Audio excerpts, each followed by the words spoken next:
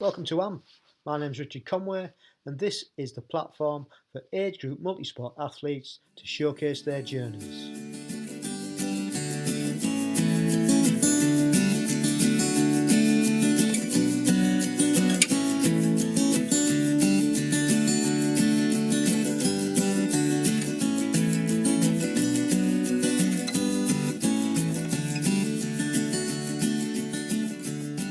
Welcome along to episode 43, and it's been a fortnight as usual since we did our last interview, our last recording, and hope everything's going all right in your training and your preparation for the season ahead. On this episode we've got an age group triathlete who's actually in my age group. I didn't realise at the time. And it's an age grouper from my neck of the woods. He's living up in Ripon, so that's actually a stone's throw away from where I was born in Stockton-on-Tees. It's nice to hear somebody with a familiar accent. That guy is James Lee. James has been doing multisport and triathlon in particular since the late 80s, when him and his pals heard about one that was taking place near to them, and they thought, let's have a go. So they did. They cobbled some gear together and took part, and they got the bug.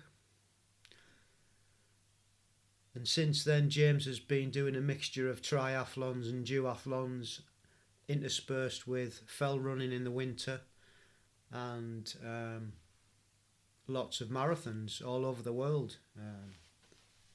So it wasn't until he was approaching 50 that he decided that he would have a go for age group, and so he looked at what was required and figured out what he needed to do, and lo and behold, he qualified.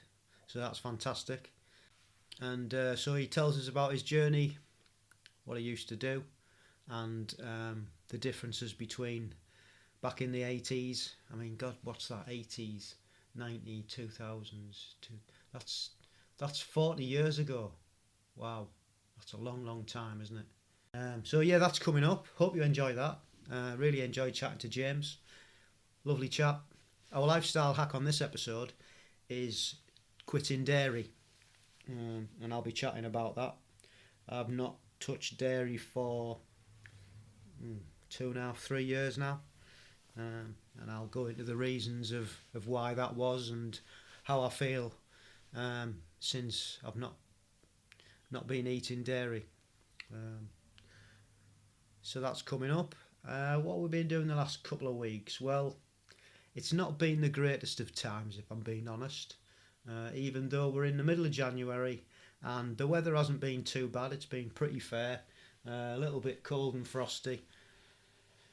I went out for a long run last week, and it was the longest I'd done, and I went over the Walls, which is like a hilly, undulating part of Lincolnshire, and I'd planned on getting to, there's like a top road called the Bluestone Heath, and I'd planned on getting to that and then turning back and retracing my steps, and it was going to be about 17k, something like that, longest one I'd done for a while. And got to Bluestone Heath, turned round, on my way back. All this is in zone 2, by the way, and I felt my right calf tighten. So struggled home, and I've rested it ever since. So it wasn't the one I'd originally injured, it was the opposite one. So not sure whether I've pushed it too far too soon, probably. Did I warm up correctly? Not sure. So anyway, been resting it, icing it, heat, stretching, just trying to cajole it back into life. It's pretty good now. At the recording of this, it's not too bad. I'm going to try and go and have a run later on this week and see how it fares. So that was the first setback, and then I got onto the turbo. FTP test, it was worse. Oh, fantastic. Just legs didn't have it. So that was a bit of a downer as well. But we're in January and we can't expect miracles, especially after a period of injury. So we've just got to keep going, and consistency's there. So we've just got to keep building, and hopefully strength will come back and we'll be able to run, and everything will turn out all right. So not the greatest of times at the moment, if I'm being honest. Been listening to a couple of new podcasts. First one was Tri.Dot podcast, and they were talking about running shoes, which was quite interesting.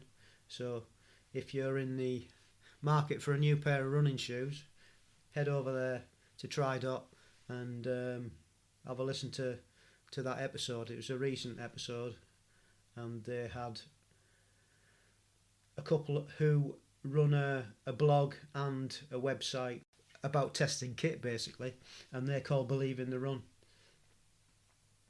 and they just go out and test all these different pieces of kit, and they were testing running shoes, and they were talking about them. So have a listen, see what you think. I enjoyed it. And another one that I found, somebody mentioned it on Instagram, and it is called Triathlon Mockery, which I thought was a fantastic name. And it's two professional triathletes, Joe Skipper, who I'm sure you've heard of if you're into the long distance scene. He's been ranked up there for quite a few years now, amongst the best in the world. And Tom, I'm going to butcher his surname, Tom Ustik, very funny, and they talk all things triathlon and some things that are not. In the last episode that I listened to, they were talking about Joe's fear of staying in the sauna, and he was having to build himself up to stay in longer and longer, and it became a battle. And he thought to himself, if he couldn't stay in the sauna longer than anybody else, how was he going to do an Ironman distance? So that was quite a funny podcast. So give them guys a listen. Really good. And then I come across an interview with Ali Brownlee, and he was talking about the sub 8 and the sub 7. And it was his idea. And I didn't even realise that. I'd heard about it. I'd heard Christian Blumenthal has got, he's part of it with Alistair, and those are the two guys who are going to go and do the sub 7. But I didn't realise that it was Ali's idea in the beginning, and he just wanted to, pretty much what he said was he wanted to do like a Netflix movie about it, documentary about it, to show what something like that would entail. And he got the idea from when Kipchoge went sub 2 and how they'd put that together, and that's what Ali wanted to do. He wanted to get some interest into triathlon, and he thought this would be a really good way of doing it. So, but there's him, Christian Blumenthal for the men going sub 7, and there's Lucy Charles Barkley and Nicola Spirig, who are doing the sub 8 for the ladies. So that'll be really cool. They're sort of using the rules of the long distance, but moulding them into what they think they'll be able to use to break 7 and 8 hours. It was a really interesting interview that he was on, and backed by the Phoenix Foundation Project, which is a non-profit organisation created by Polish businessman Sebastian, and I'm going to butcher his name as well here, Kulzik, with the sole purpose of promoting physical activity as a way to improve health and well-being among children, with particular focus on those in disadvantaged situations. So it should be really good. Really looking forward to the more footage that they put out, to see how they're going. And from what I believe and what I've heard and read is that they're going to be a group for each. I think they're each allowed 10 athletes to help them, So some on the swim, some on the bike, and some on the run. And it'll be interesting to see between each of the athletes how they split it up and how they use and who they use as athletes. And Alistair was going on about what technology that they were going to try and implement. Also, for example, the best wetsuit that they could use, the fastest wetsuit they could use, and the same for the skin suit on the bike. To make it more aerodynamic. So yeah, it's going to be interesting to see what comes out of this and what filters down and if they actually do it. And to bear in mind that Christian has already gone 7 and 20, so he's not a million miles off it, to be fair, although the record didn't stand for whatever reason. But yeah, so that's keep your eye out for that. That'll be good fun to watch. Hopefully they'll do a Netflix style documentary on it, and we'll be able to see what goes on. And the final thing that I wanted to talk about was that when I was out for a meal with my good lady celebrating our anniversary just before Christmas, we were just chatting about the podcast, and she come up with a fantastic idea about getting a couple of athletes who do multisport on the pod each episode and get them to chat about them trying to qualify for age group. So what we're going to do is we're going to put the feelers out and try and get 2 age group wannabes that haven't qualified to represent their country already to come onto the podcast each episode and just let us know how they're getting on. It's going to be sort of like a diary of them getting to the qualification race. So if you're interested in qualifying to basically represent your country, or you know somebody who is about to set off on that journey, give them a shout or get in touch yourself and we have a chat and see where we go from there. So that's quite an exciting side topic.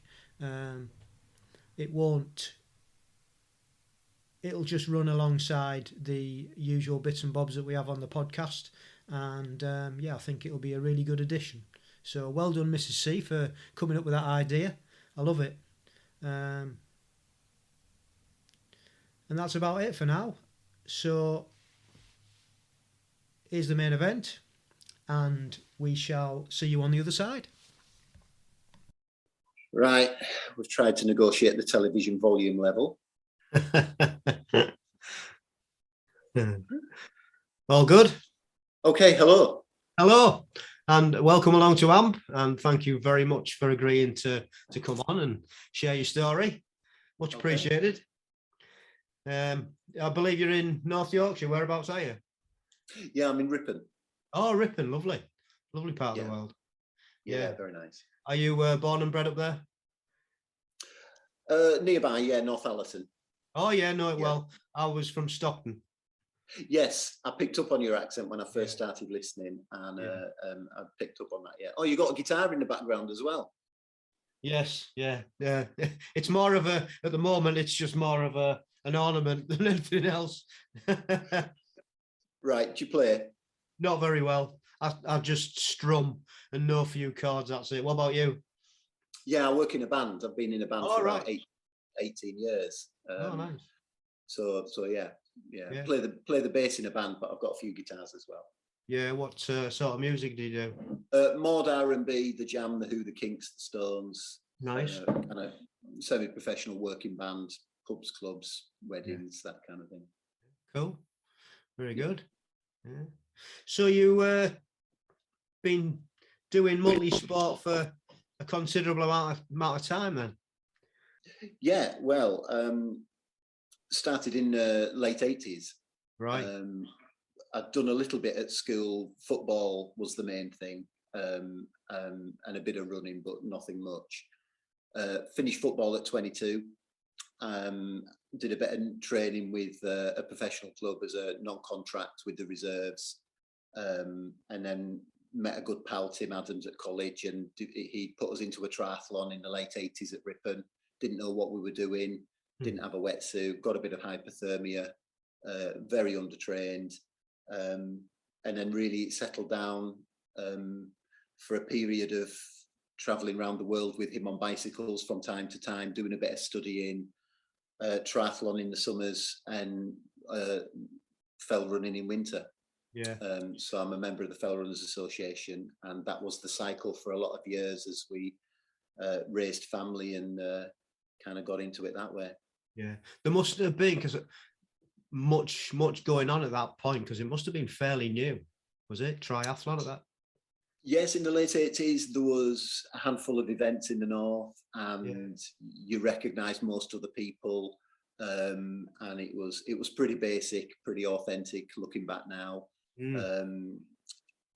But very enjoyable, and it was a good hobby to start and kind of develop from. Yeah, so you must see a massive change now from when you started, because I don't suppose there's been many people have pretty much started when the sport took off in the first place. No, there probably isn't, and obviously the technology has moved on, and the training and such forth, but the distances and the courses are basically the same, and the attitude to the people in terms of friendliness and the challenge against yourself and with your pals is a similar dynamic, but in other aspects it's not recognisable in terms of children's triathlon. Both my children have been involved in triathlon since they were 8 years old. Right. That's been a lovely kind of component to our family life, with the children doing triathlon. My daughter went through from 8 to 16 and is qualified as a triathlon coach at 16 years old. Excellent. And is now coaching the children that she was in a club in. And my son was very competitive and got to the Yorkshire talent squad for a couple of years and trained down at the Brownlee Centre at Leeds. Yeah. And weekends were spent going to take the children to different races around Yorkshire. So the children's scene has certainly developed from nothing in the late 80s. Yeah, and that must be really nice, because as a parent, my son was into football. So we didn't do anything other than football, Saturday, Sundays, we didn't have time to do anything ourselves. So we were relatively latecomers to the multisport scene, if you like. So that must have been quite satisfying for you to have your two children involved with you, and you could guide them through it. And, having been in it so long yourself, it must have been quite rewarding to do it as a family. Very rewarding. Equally, my boy plays football Saturdays and Sundays as well. Yeah. So it's just being healthy. And when we've gone on holidays to America or Cape Town, they've done 5K races when we're away on a holiday. They'll go to swimming pools on holiday, and so we've always combined it with how we are as a family, really. Yeah. And does your wife partake? Team manager. So yeah, pulls it all together and facilitates. How she stayed out of it for so long? That's amazing. Yeah, I think administrator and team manager is a role. Every team needs someone to do all those things. Yeah, very good, very good. I guess it's still a family concern, though, isn't it? Because she's probably looking after you all, and Indeed, it takes. Everyone's got their own role within it. Yes, yeah. I found it, Mark, because my son, when he finished playing football, he started triathlon as well. And my wife, she does triathlon. I was that focused on everybody else and getting all the gear and everything ready that I couldn't really concentrate on myself, if that makes sense. I was that worried about them and how they were going to do, and, whether they're going to be safe and did they have all the equipment, were the bikes all right, that in the end, I just said, look, we can't all race together. I said, it's doing my head in. How did you cope with that? Did you race with them, or? Well, for some of the fell races, yes, that would be really chaotic, because they'd leave the number in the pub from registration. The shoes would be left in the car. you'd be running around. Your warm up was basically running about after them, trying to get them organised.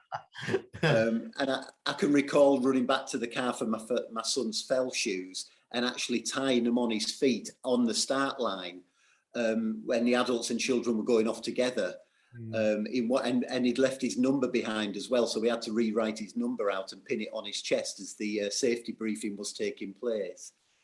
And I think any parent who's supported the children, especially young children, into a transition area, you're very helpless when you see them running around looking forlornly for their bike, or setting off out with the goggles still on the head or something like that. But once they've done it so often, it was a good independence opportunity to develop their independence a little bit and learn some good skills that are transferable in life generally. So, but you were always counting the bike laps or the swim laps and trying to help them navigate the whole thing.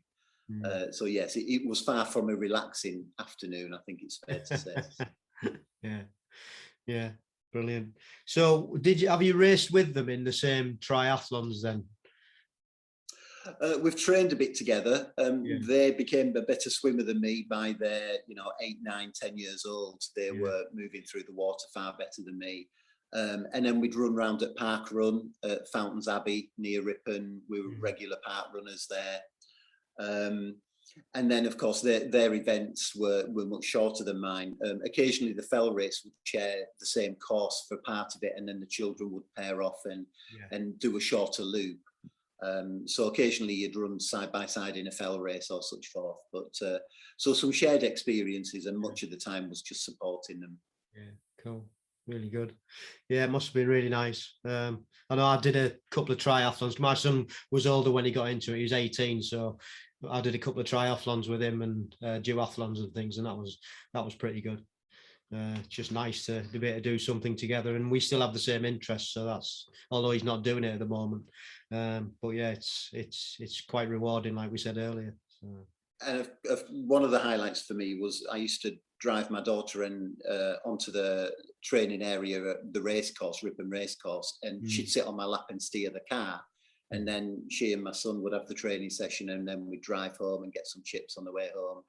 And then she passed a driving test. She qualified as a coach, a triathlon coach, passed a driving test in lockdown. And then when we started coaching side by side, because I'd done my coaching qualifications at the same time as her to support her, she drove me onto the course to coach the children.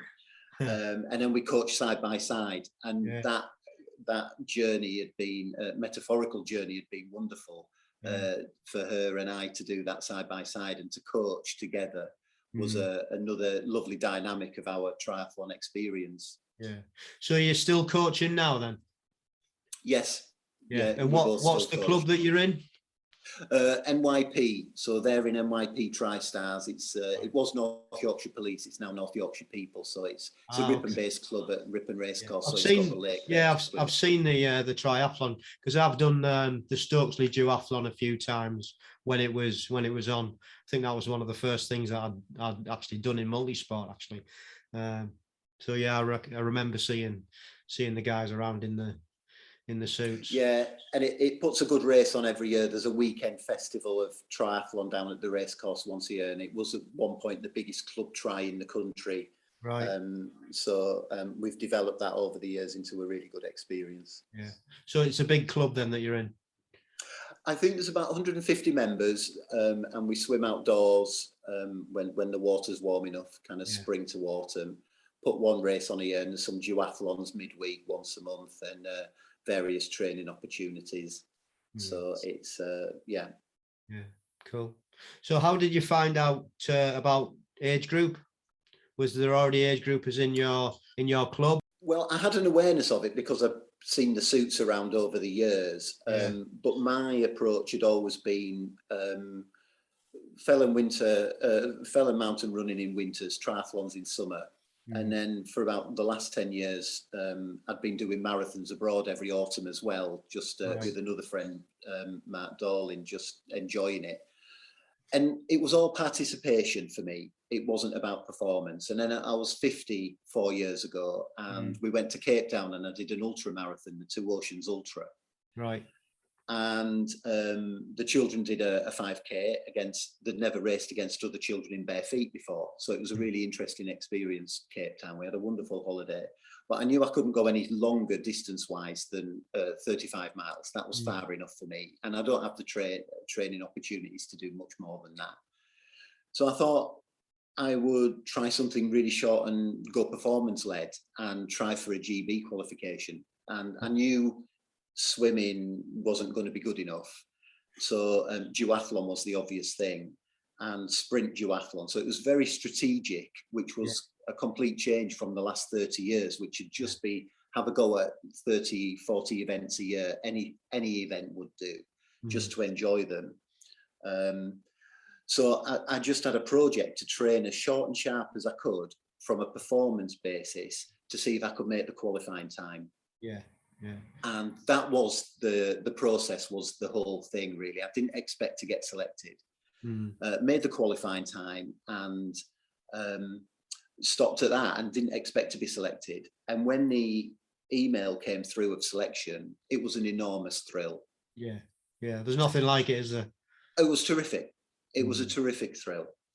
And the whole family went, and we went out in 2019 to Romania. I'd had a wonderful time. Yeah. Loved having the GB tracksuit, loved seeing other people in the tracksuits and being part of a team. And just thought that it goes alongside some of the other great sporting memories that you have over the years, from your Ironmans to your ultra marathons. It was just a terrific experience. Yeah. And following on from that, I bumped into a pal that I'd raced in the late 80s against, and we were very close in performance then, Ian Wallace. And I suggested to him he try as well. And so subsequently, we both qualified for Spain just before lockdown, again in the Europeans, and went out to that and had a wonderful time, and had made a few friends at this point as well. So really enjoyed that one. And then lockdown came, and duathlon suits lockdown in a sense, because you can bike and run without any other facilities. I've got a treadmill in the garage, I've got a turbo in the garage, so you can be self-sufficient. And that's one of the attractions of the sport for me, is that what you are able to put into it, you can get back out of it. You're not reliant on anyone else. Yeah. So we qualified again, Ian and I, and recently went out to Spain again for the World Championships. In Avil? Yes, just came back 4 weeks ago from that. Met some other wonderful lads, and had a great time over there. And to have qualified and represented at world and European level, it's been an absolute thrill. Yeah. And I feel very fortunate. Yeah, I think going back to, you looked at it and you actually went through the process of basically using your strengths, what you were good at, and that is the way to do it. It is quite strategic, isn't it, in a way, to see, what you need to, where you need to be, and what you need to work on. I mean, even at your strong events, like your running and your biking, you might not be up there, and you might have to tweak it to get there, but it's doable, isn't it? It's definitely doable. I mean, you proved it and I proved it. It's doable. So, and I think I've slightly overachieved to make it. It's always a roll down place for me, and it's only by being completely strategic. And I've enjoyed the change of that, because for 30 years I was very generalized with it, and I'd go from a bit of fell running to do a triathlon to a few weeks for marathon training, then go and do a marathon abroad, and then slip back into the fell races, straight back into the tri season. So everything was compromised, but because I loved doing them all, I was happy with that. But I've really enjoyed the last few years just becoming really targeted and really focused to have a period of just trying to achieve this above all else for now. And the experiences and the people that I've met have justified it, and it's been a wonderful Indian summer to my sporting career, in a sense, because I've been going over 30 years. This is a lovely chapter in that story, and we'd probably title it the Performance GB Years. I like it. And it's been a really lovely additional dynamic. Yeah, Yeah, I mean, there isn't anything like it, like you mentioned about the suit, and I mean the qualification that you got through, and then you get your suit and all your gear, and that comes, and that's really nice, and you can involve all your family as well. I was at Targu Muirs as well, and I took both my sons and their girlfriends, so there was 6 of us over there, and we made a holiday out of it, like we usually do. And it's just fab, and they can actually be there and support you and be proud, and it's just such a nice thing, isn't it? Oh, it's wonderful. And my son and I have trained together, and he's got a GB suit through the talent squad with the Yorkshire region on it, and I've got my GB suit, and to train side by side is an additional thrill, like coaching alongside my daughter, training alongside him, are memories that I will hold forever. Absolutely. And as a triathlete of over 30 years, it's been a wonderful thrill. Yeah. Brilliant. Well, congratulations on all that you've done so far. I'm sure there's going to be many more years, because once you get that bug, you don't want to let it up, because it's not easy qualifying every year. It takes some doing, doesn't it? It does. I have an expression that we're in the years of managed decline. So there's a lot of kind of prehab and a lot of rehab that goes on to just keep the body working. And whether I can sustain this performance level indefinitely, we shall have to see. There's always something to manage and something to recover from. So if it all comes to an end and I have to settle back down to just pottering around the fell races or the park runs, or I've got one more marathon to complete the majors, so around the world, there's a few other targets that might come back into play after this. But for as long as this can be sustained, and the people that you can meet through it, and the experiences, I think will stay with us forever. So it's well worth chasing whilst it's an option. Yeah, 100%, 100%. So what's been your favourite memory from this period that you've just described so far? I think the email of selection dropping in was a snapshot moment that I'll always remember the feeling when that landed. Yeah. And you said, it's only a roll down place. Makes no difference. There's only 4 people qualify outright. So, and they're taking 20 in each age group. So you shouldn't, disregard that as not being as good, because it is. You've still had to get that percentage to be able to go on. So, it's a fantastic achievement. It really is. So what hints and tips would you have for new people want to get into multisport, and then also people that are in multisport but would like to go for age group qualification? I think for new people, and as a level 1 coach, I would encourage new people not to take on the expectations of others, but to find their own way, but consult with others and take the guidance from them, but work it out for themselves. Work out what works for them, not what works for everyone else, but be open to suggestions and such forth, but find their own way. I think for people who are already competing at a decent standard, who might be thinking of going for this, it's be strategic and have a plan. And that can be the marginal gains of adapting a number of things when put together will give you quite a significant return potentially. So it's about being realistic with how much training time you've got, training specifically for the event, and being ambitious. Take a risk and take a chance. Don't be scared to try something different, and perhaps have a way of measuring your training so you can increase the demands on your training so you do make progress. So try and be race specific. If you're going to have to run for 20 minutes, cycle for 35, 40 minutes and run for another 10, you need to reproduce that at race level for the period that you need to be able to deliver it for.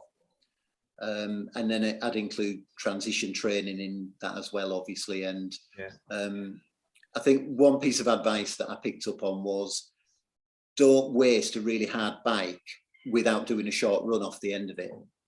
As a duathlete, you should always chuck a little run on the end of a really hard bike. If you've done a hard bike in your garage or whatever, go out and just run for 5 minutes at the end. Just get your legs used to the shock of that transition, that second transition. Yeah, no, that's brilliant advice. It really is, because there isn't anything like running off a bike, especially a hard bike. It's just your legs. I was having this conversation with one of the girls who's on the podcast next week, and she's quite new to it as well. And she was at Avails and got a silver medal in her age group. And she said there's just absolutely nothing, no experience can prepare you for that. Unless you, like you've just said, quite rightly, train for it, and then your legs get used to it.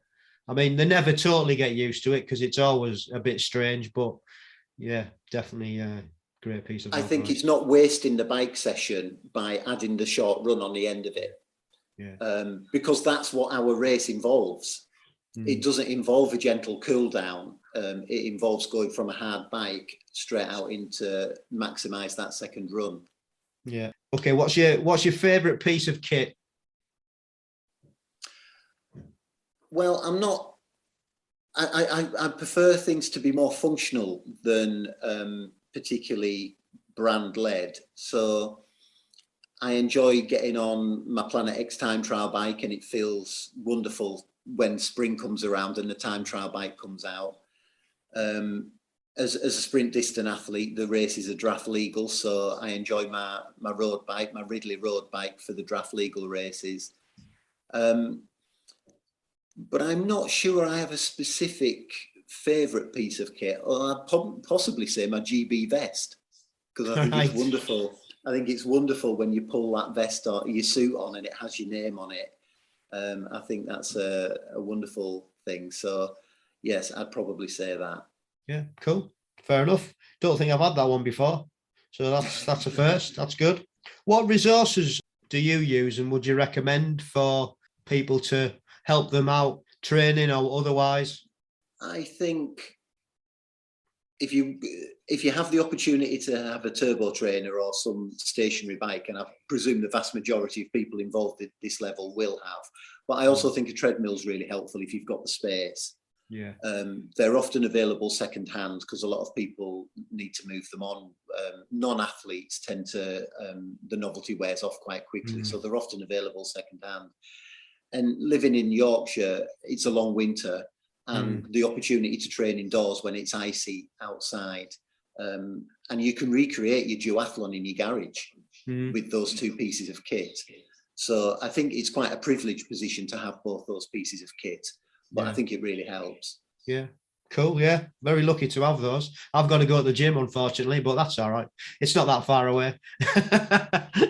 Well, I tend to train every morning before work and then on a weekend, but when it's so convenient, it helps you be more consistent because you've got it all set up as you want it, and you're straight into your garage and able to train straight away. Yeah, absolutely. It's saving your time, isn't it, as well? It's saving your time, and you've got all the data there to show exactly what you are doing, so you can be quite specific and dialed in on it. Yeah, and it's consistent, isn't it? Because you're using the same treadmill and the same bike. So that's a good thing to be able to have. So what are your short and long-term goals then, James? Short-term goal is to stay healthy. I've had a bit of a hamstring issue for about 40 weeks now, so doing a lot of prehab on that and rehab on that. So to maintain the body to function really well, and from a duathlon perspective, just to keep qualifying as long as possible, surrounded by friends and sustain those friendships on the trips. And I think when the duathlon adventures come to an end from a GB perspective, to return to the final marathon for the series around the world, and have a go at getting a Boston qualifying time and running Boston, that would complete the original 5 major marathons around the world. So come back to that. Yeah, excellent. So what other things do you do, other than obviously biking and running? What other things do you do to keep yourself sort of like fit and healthy? And well, I had spinal surgery about 30 years ago. So that I do back exercises about 4 times a day. Yeah. And strength and conditioning, probably 10 minutes most days. Yeah. On the strength and conditioning. And just fine-tuning the diet, making sure the diet's as healthy and as balanced as it can be, without being obsessive about it in any way. Just being mindful of trying to have good quality foods, and just, I think, quite a holistic view with reasonable amount of sleep, reasonable diet, reasonable consistent training, and then step it up periodically to target the races, and be proportionate around it, really. And that's helped me sustain it for over 30 years and still be going into my mid-50s at a decent level. And to continue would be my goal. There's so many wonderful opportunities to see the world through sport. And I've been to some amazing cities to do the marathons, Athens, Istanbul, Washington, Chicago, New York, Berlin. These are all wonderful places to go and to run through the streets, and then to go out with GB teams and see some terrific places as well. I think it's a great way to see the world, as well as seeing your own country with the fell races and mountain races in rural areas. So just to keep going at all of it for as long as possible is, on one hand, a very simple goal, but on another hand, it would be the most rewarding of experiences to continue it. Yeah. Well, I think if you keep going like you're going, and looking after yourself like you are, I think you shouldn't have any problems. You see the GB athletes at all ages, don't you? From the young ones right the way up over 80. So I think, like you said, you're pretty much living the lifestyle anyway, aren't you? So it is a lifestyle for us all, and there isn't any reason that you can't keep going. No, that comes very naturally to me, the lifestyle. I have no, it's not a sacrifice not to go out socialising or the rest of it. This is a lifestyle that suits me, which is why I've sustained it for over 30 years. I'm very suited to this lifestyle. It fits very well. Cool. Well, I think that's a great place to land it. Thank you ever so much again for your time. It's been lovely to meet you. Have you got anything else that you'd like to add? No, that's fine. I think we're in the same age group. I've seen your name down, so I hope at some point we get to either race each other or certainly meet up. I know you punctured at Croft last year on the first corner. I was looking out for your name somewhere on the back of a tri-suit to come and say hello. But no, thank you for doing the podcast, and I've enjoyed listening to other people's stories of their circumstances. And I think my overall message was for people to have a go at this and just enjoy the thrill of the journey. It's a wonderful experience, and I think we'll all back on it with great fondness. However, it kind of comes to an end, but it's provided some wonderful memories in the meantime. And I think enjoying it with friends has really added to it. The people that I've met, and my good friend Ian that I've gone abroad with to race for GB with, it's been lovely to have friends to share it with and share your training with. And I think it's a great thing to do with our time. Yeah, absolutely is. Totally agree with you 100%. So yeah, let's hope we can meet up at some point. Don't know when that's going to be.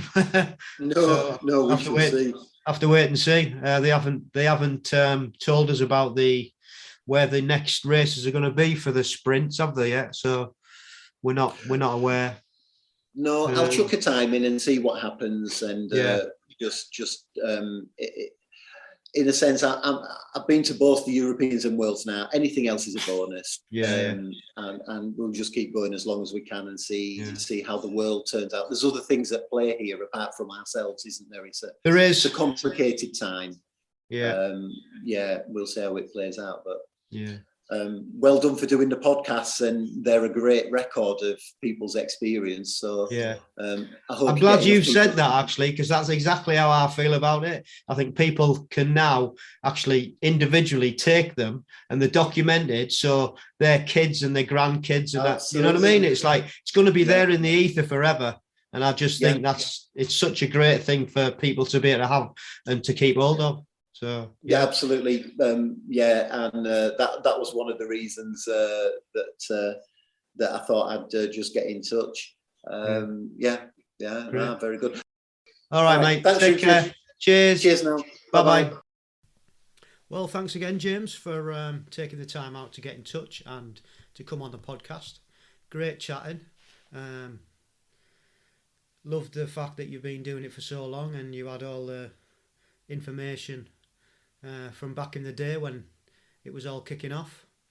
And you could tell us how it had changed. That was really, really interesting to find out what your thoughts on the changes and things over the years. It's great to hear that your kids are involved as well and it's a family affair. That was really nice. And it's that sort of sport, I think, that if you've got the inclination, you don't have to be out there doing it on your own. You can actually get your kids involved, get your family involved. It can just become a lifestyle like it has for James. So yeah, well done. Good luck in the future. And I hope to see you at a race at some time. We'll have a catch up face to face. Right, moving on to our lifestyle hack of the episode. And like I said earlier, this one's about dairy free. And I've been dairy free now for 2.5 years, maybe a bit longer. I didn't look at the exact date. And I just thought to myself one day after I'd been listening to a podcast, as you do, and I just thought that I didn't really need it anymore. I'd already cut cheese out and butter out because of having a heart attack 7 years ago. That had gone already, so it was literally milk that I was putting in on cereal and coffee. And I think that was really all, and maybe in cooking occasionally, but that was really all we would use it for. And after listening, like I said, to a few podcasts and then doing a bit of research, it's a bit weird when you really drill down. This is how I felt about it. I felt it was a bit weird that we're brought up to believe that it's normal to drink milk, and if you really think about it, this is where I'd got to. If you really think about it, drinking another animal's milk that's supposed to be for their offspring is like it's a bit strange, isn't it? But it was normalised. That's what we did, and that's what loads of people, the majority, still do. But if you really think about it, you're drinking another animal's milk that is supposed to be for their offspring, and that sort of didn't really sit well with me. And then when I looked into it, there was lots of other things that it wasn't good for. When you switch to dairy free, you'll notice that you're not as bloated, and you may even lose weight if that's what you're after. To be honest, I didn't really notice that myself, or the bloating. And the other thing that it is claimed, and these are all just claims, I don't think there's any research behind it. There may be, I haven't come across any, that it can reduce congestion, and your taste buds also change depending on what you're eating and drinking. So cutting out an overpowering flavour of dairy means you'll appreciate tastes more. It says that it's linked with excessive mucus production, so that'll help your sense of smell. It's supposed to be linked to constipation, so swapping it for a more fibrous alternative will make it easier for you to go, apparently. It's supposed to be good for the skin. Again, I haven't really noticed any change on that, I've got to be honest. And the bigger one for me was that switching to dairy-free food apparently helps your energy levels soar, because milk products are naturally high in amino acid tryptophan, which promotes tiredness. And dairy is also harder to digest other than other food, causing your body to use more energy. So when you cut back on that, you'll notice your increase of energy. Your body's not using that energy to help digest it. You've got more energy for everything else. So it contributes to your overall sense of well-being. And then added to that is reducing the exposure to added antibiotics and hormones that are given in mass quantities to dairy cows. And this is supposed to help prevent infection. But there's been a massive concern about the consumption of these antibiotics through the milk supply and antibiotic resistance. And also there's two sources of hormones that are said to be in the milk supply, which is the BGH, which is bovine growth hormone, a natural occurring hormone in cows that stimulates the production of insulin, like growth factor, and a synthetic version which is used in conventional dairy farming to help simulate milk production, which further increases the levels of insulin-like growth factors. So the consumption of cow's milk has been shown to increase the level of IGF-1 in humans by about 10%. This has been linked to a significant increase in the risk of prostate, colon, lung and breast cancers. So again, this is all just what I've found out. It didn't make good reading.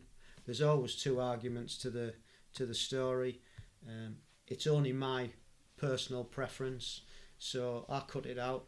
I've got to say I feel a lot better for it and don't regret it at all. So that's it. Yeah, just make your mind up, do a bit of your own research and find out if it's going to help you and if it'll make you feel better. But as with all these things, make your own mind up. That's just a little hack that added to all the others that I do. I thought it was worth sharing. So, and that's about it for this episode. So thank you ever so much for listening, and thanks for your support again. Much appreciated. If you want to get in touch, you can drop us an email at agegroupmultisportpodcast@gmail.com. You can find us on Instagram at am_1967. You can DM us on there if you want. Send us a message. You can find us on Facebook at AmpGB. Again, same thing. You can DM us, send us a message. All the episode website, which is agegroupmultisportpodcast.buzzsprout.com. We're also on YouTube at AmpGB. We have our Twitter account, which is Agegroup Multisport Podcast. And if you do like what you're hearing, leave us a rating, leave us a comment. It helps us to broaden our profile and get other people listening. So that's much appreciated. Rate, review, and subscribe, and that would be fantastic. And as always, stay safe, keep training, and love the process.